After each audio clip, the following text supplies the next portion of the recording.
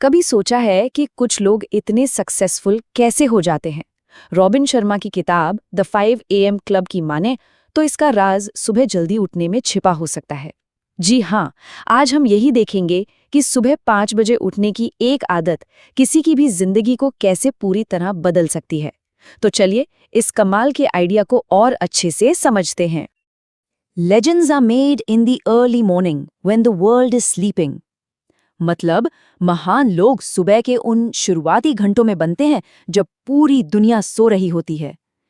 कितना powerful thought है ना? ये लाइन हमें सीधे सीधे बताती है कि सुबह की उन शांत घंटों में जब कोई डिस्टर्बेंस नहीं होती, कुछ एक्स्ट्रा ऑर्डिनरी करने का कितना बड़ा मौका होता है। इस किताब का सीधा सा वादा है, own your morning, elevate your life. मतलब अपनी सुबह को कंट्रोल करो और आपकी जिंदगी अपने आप बेहतर हो जाएगी। जरा सोचिए, अगर दिन की शुरुआत ही एक स्ट्रॉन्ग नोट पर हो, मान लीजिए एक्सरसाइज करके या अपने गोल्स प्लान करके, तो वो जो पॉजिटिव मोमेंटम बनता है ना, वो पूरे दिन साथ रहता है। सीधी सी बात है, अगर सुबह हमारे कंट्रोल में है तो पूरा दिन हमारे कंट्रोल में आ सकता है। तो सवाल ये है कि सुबह का ही समय क्यों? कभी सुबह जल्दी उठकर काम करने की कोशिश की है? अगर की है तो ये जरूर महसूस किया होगा कि उस वक्त डिस्ट्रैक्शंस लगभग जीरो होते हैं। ना फोन बज रहा है, ना कोई शोर है, ना कोई टेंशन। दिमाग एकदम फ्रेश होता है और एनर्जी अपनी पीक पर होती है। इसको ऐसे समझ सकते हैं जैसे एक फुली चार्ज्ड मोबाइल की बैटरी पूरा दिन आराम से चलती है ना?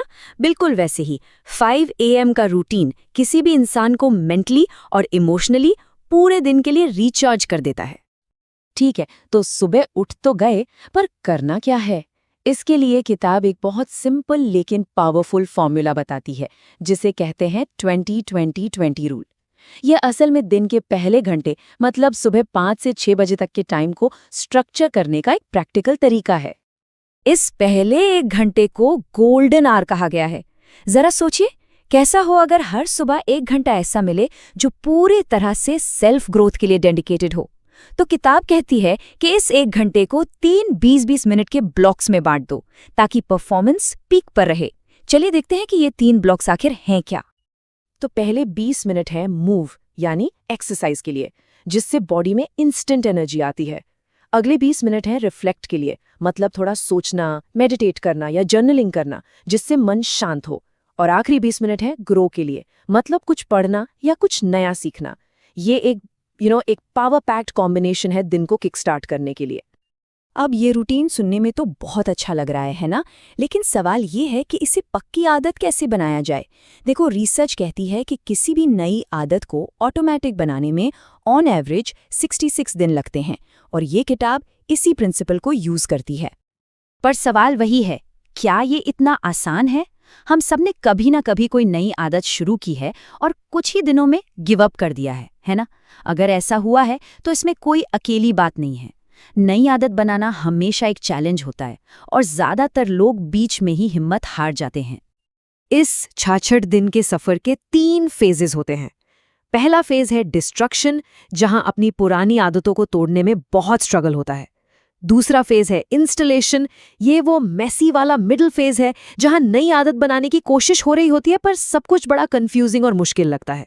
और आखिर में आता है इंटीग्रेशन फेज, जब नई आदत इतनी नेचुरल हो जाती है कि वो आपकी आइडेंटिटी का हिस्सा बन जाती है।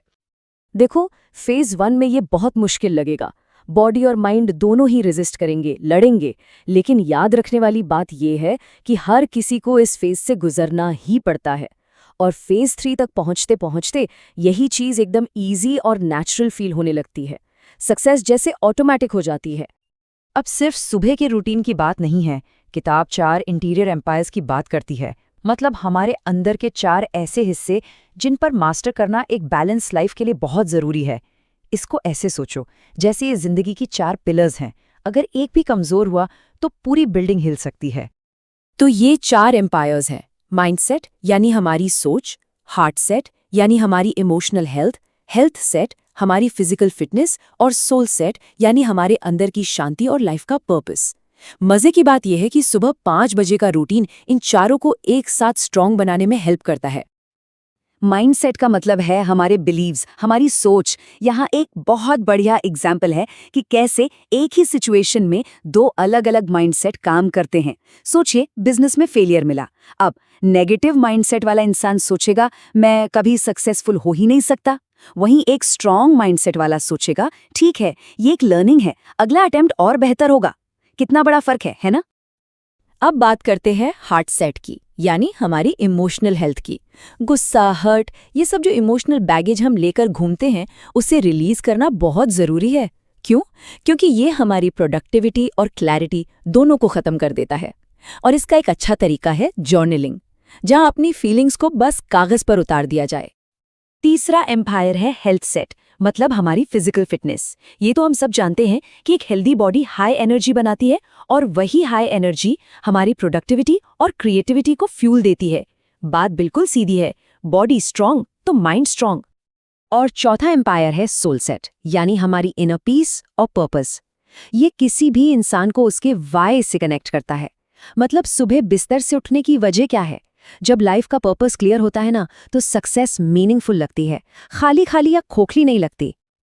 अब आते हैं आखिरी लेकिन सबसे जरूरी आइडियाज में से एक पर।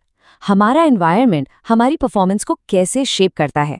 और जब हम एनवायरनमेंट की बात करते हैं, तो इसका मतलब सिर्फ आसपास की जगह नहीं है, बल्कि वो लोग जिनके साथ हम उठते बैठते हैं, वो जगहें जहां हम काम करते हैं, और वो इन्फॉर्मेशन जो हम कंज्यूम करते हैं। सक्सेस या फेलियर में इन सबका बहुत बड़ा हाथ होता है। सबसे पहले बात करते हैं संगत की, माने कंपनी। जरा सोचिए, हमारे सबसे करीबी लोग कौन हैं? क्या वो हमें ऊपर उठाते हैं या नीचे खींचते हैं? पॉजिटिव लोग हमारी सोच को बेहतर बनाते हैं, मोटिवेशन बढ़ाते हैं। और दूसरी तरफ नेगेटिव लोग, वो सिर्फ कंप्लेन करते हैं, बहाने बनाते हैं और दूसरों को भी अपने साथ नीचे ले जाते हैं। हमारी स्पेसेस भी बहुत मैटर करती हैं।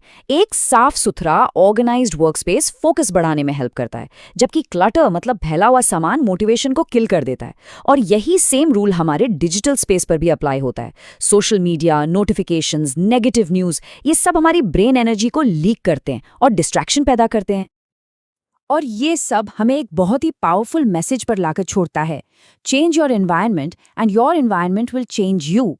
मतलब अपना माहौल बदलिए और आपका माहौल आपको बदल देगा। तो सोचने वाली बात यह है कि हमारी सुबह, हमारी आदतें और हमारा माहौल, क्या ये सब हमें उस जिंदगी की तरफ ले जा रहे हैं जो हम वाकई जीना चाहते हैं? क्या हो अगर कल सुबह 5 बजे उठकर देखा जाए कि इससे क्या बदलता है?